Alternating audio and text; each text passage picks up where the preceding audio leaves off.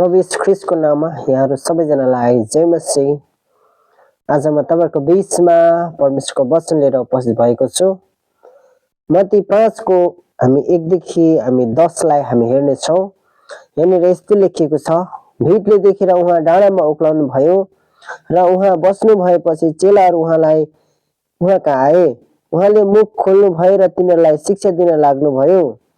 धन्य आत्मामा दिन हुनेहरू, किनभने स्वर्गको राज्य तिनीहरूको हो।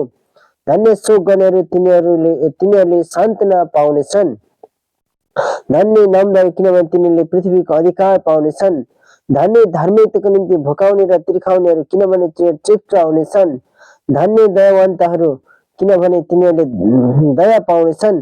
धन्य शुद्ध हृदय हुनेहरू, किनभने तिनीहरूले परमेश्वरलाई देख्नेछन्। धन्य मेलमिलाप गराउनेहरू, तिनीहरू परमेश्वरका छोराछोरी कहलाइनेछन्।